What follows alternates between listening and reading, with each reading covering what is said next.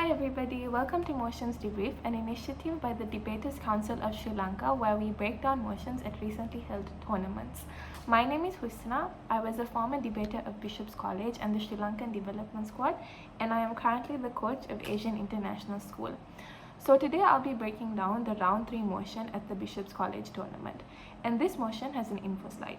The info slide reads, a parasocial relationship occurs when an individual forms a strong emotional bond with a celebrity or prominent online figure, similar to a real-life relationship such as friendships or a romantic relationship. However, unlike real-life relationships, these relationships are one-sided, with one party being completely unaware of the other's existence. Examples of parasocial relationships include friendship formed with a Twitch streamer you regularly watch, or romantic fixations on boy band members. The motion reads, this house supports the normalization of parasocial relationships. So the way that this debrief works is I'll go through the characterization and arguments that you could run on proposition, and then we'll do the same on opposition as well. So 3 things I think need to come out in the proposition's characterization, and it is firstly, what exactly do parasocial relationships look like? This could look like a friendships formed with a celebrity, for example young gamers that form friendships with prominent Twitch streamers. Secondly, you could also talk about how this is crushes, for example adolescent girls and their fixation with male celebrities like Harry Styles, or even sportsmen like Jude Bellingham. But the key thing that you need to identify here is that parasocial relationships are different to obsession and stalker stance. This is because these people in parasocial relationships know that it's one-sided, as opposed to stalkers who believe that their feelings are being reciprocated. And this differentiation is important because it takes away opposition's ability to push the fact that, you know what, parasocial relationships are obsession and it's not good for the celebrity or the person. Secondly, you need to talk about what kinds of people are likely to opt into parasocial relationships. So these could be individuals who have had a hard time forming social bonds and real-life relationships for a number of reasons.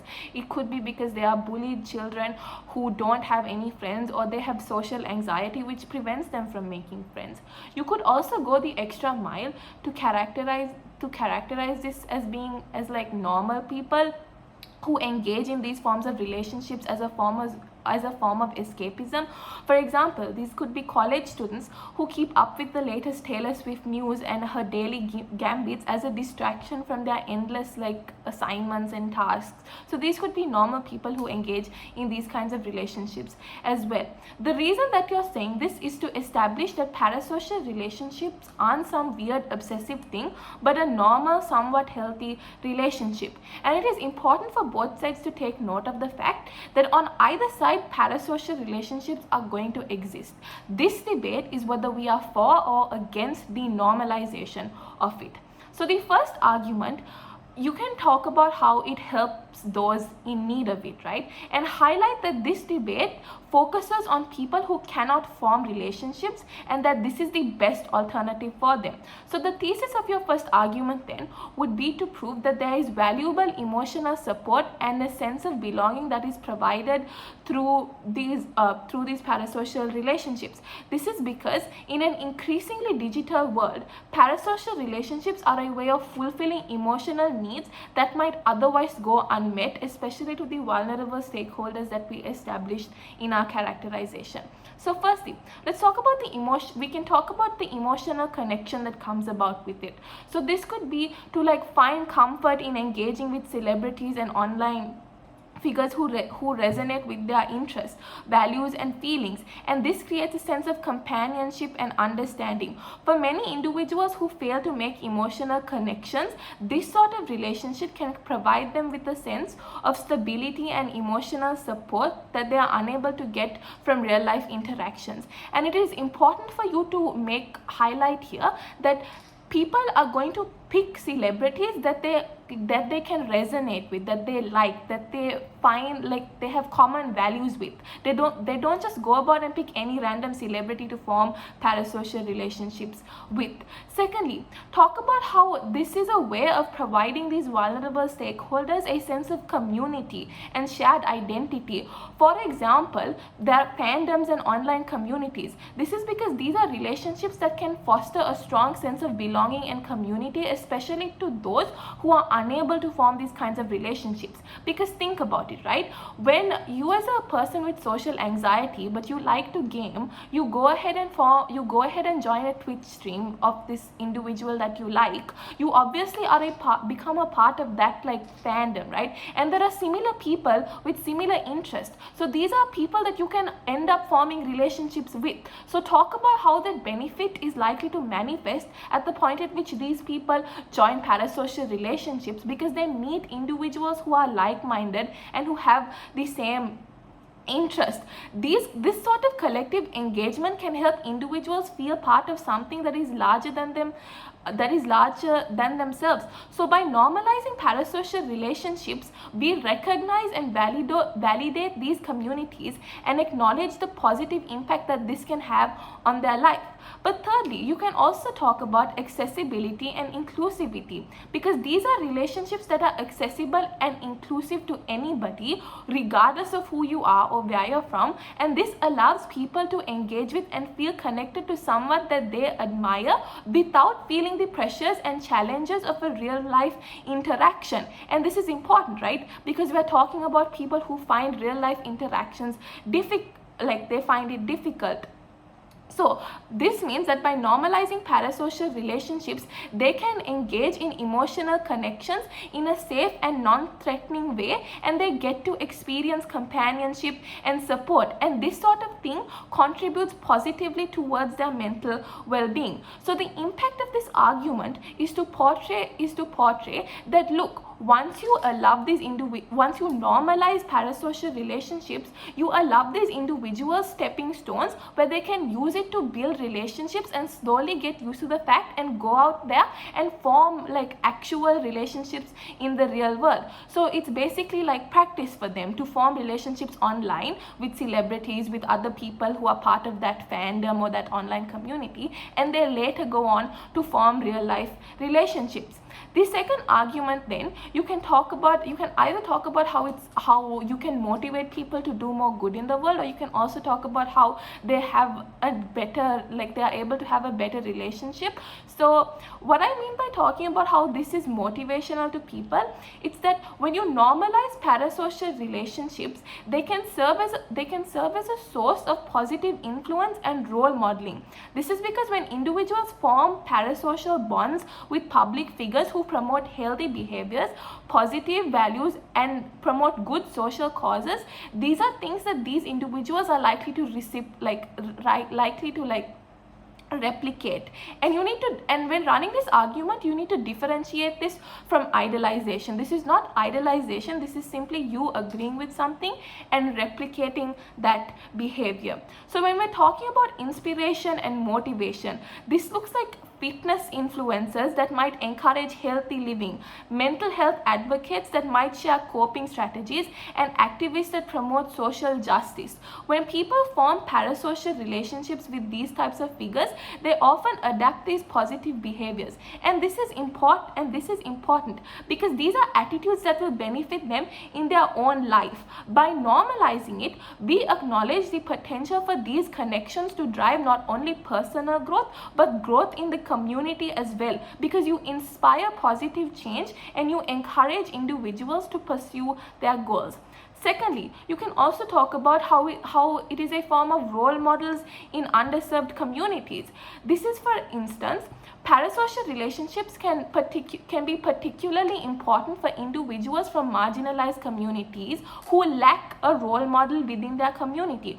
For example, an LGBTQ plus youth might form a parasocial bond with public figures who advocate for the LGBTQ rights and visibility.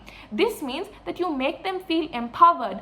Normalizing these relationships helps to ensure that these individuals from all backgrounds have access to positive role models who reflect their identities and experiences.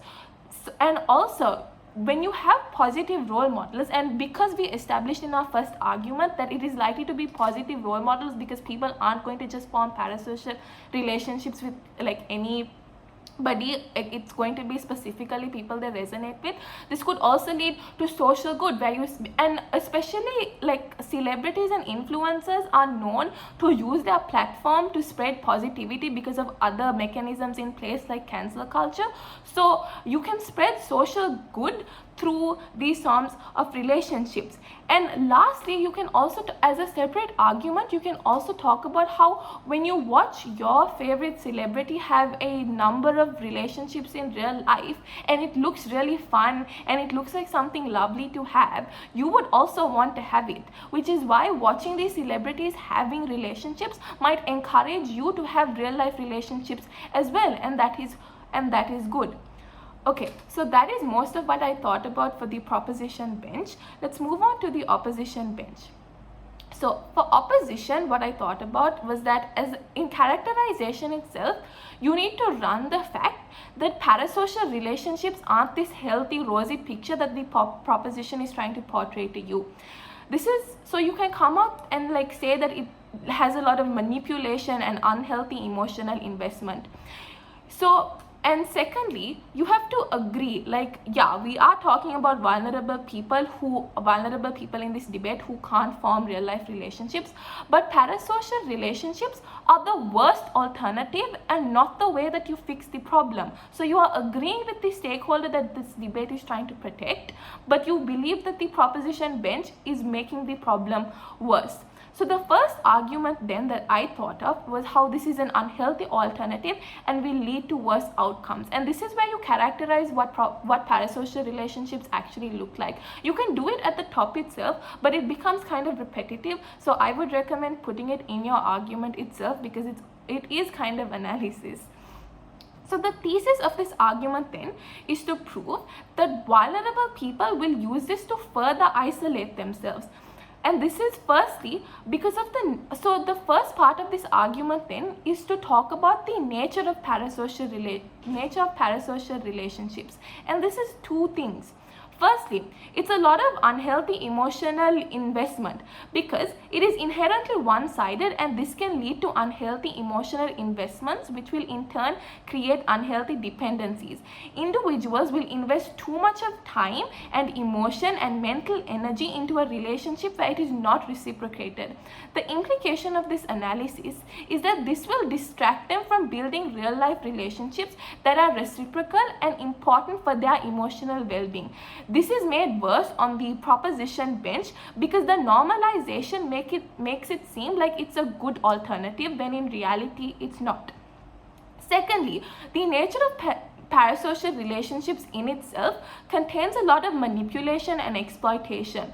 This is where you highlight how celebrities and influencers would exploit these relationships for personal and monetary gain. Why are they able to exploit them? Because these are young people who could be emotionally manipulated without realizing the exploitative nature of the relationship in itself.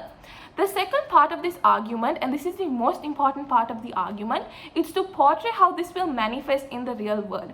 You have to point out that firstly, this alternative is likely to lead to escapism and isolation. This is because it's seen as encouraging individuals to retreat from real life relationships and responsibilities and connections. And once they are normalized, they become substitute to actual human interaction, leading to further social isolation and further detachment. More importantly, highlight how other more effective forms of help become less accessible to people, like social therapy and rehabilitation, because now people see this as an alternative and an easy alternative to opt into, even though it's not the most effective one. Secondly, you can talk about how parasocial relationships can foster unrealistic expectations about relationships and interactions, as individuals often idolize celebrities and online characters. This means that this could distort their perception of healthy relationships, and they may struggle to form genuine balanced connections in their real life.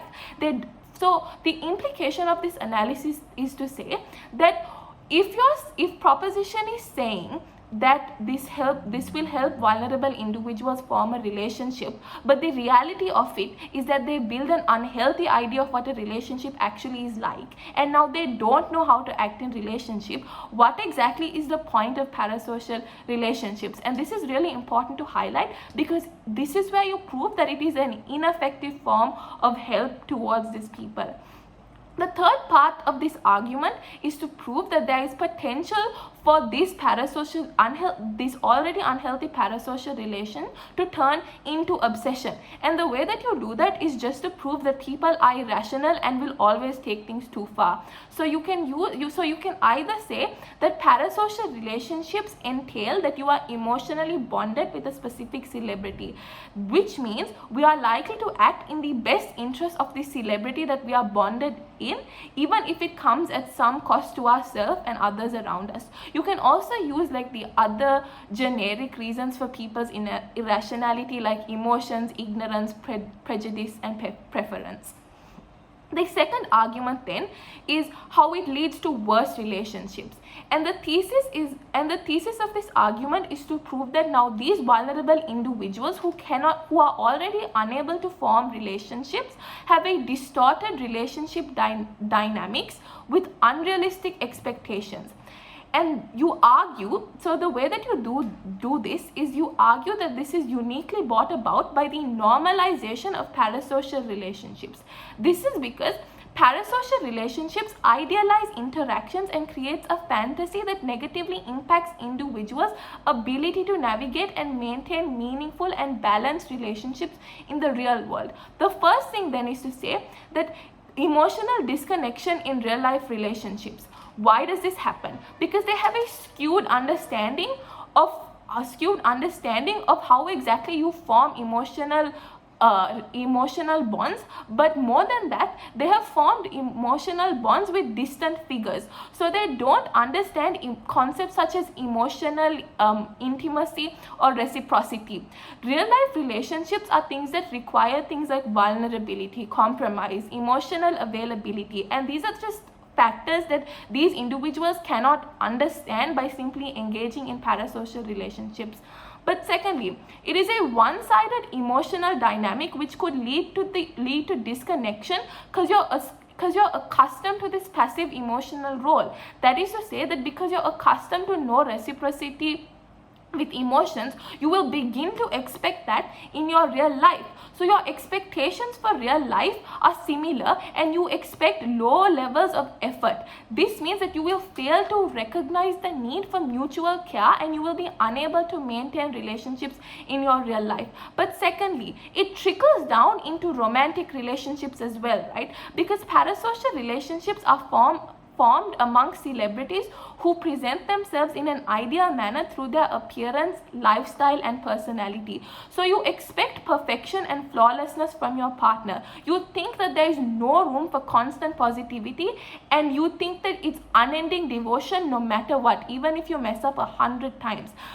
And this means that when you get accustomed to parasocial relationships, you cannot handle the ups and downs of a real life relationship, neither can you handle the bumpiness of relationships. But the last thing that you need to cement in this argument is about how social skills deteriorate. That is to say that communication, things like communication, resolving conflicts, and empathy are skills that these individuals are unable to develop through parasocial relationships. They can't navigate differences in opinion. So over time, they grow unaccustomed to the complexities of real life relationships, and they don't have the skills to be in one, and neither do they know how to maintain these relationships. So you cement your opposition case by really painting the picture of how the more time that people invest into parasocial relationships, when it becomes normalized, the less opportunity that they have to practice and refine these crucial social skills, which in turn leaves them unprepared for meaningful, healthy relationships in their real life. So basically that was what I thought about for how you could run both cases in a debate. Yeah, thank you for watching this debrief. I hope to see you guys in the next one.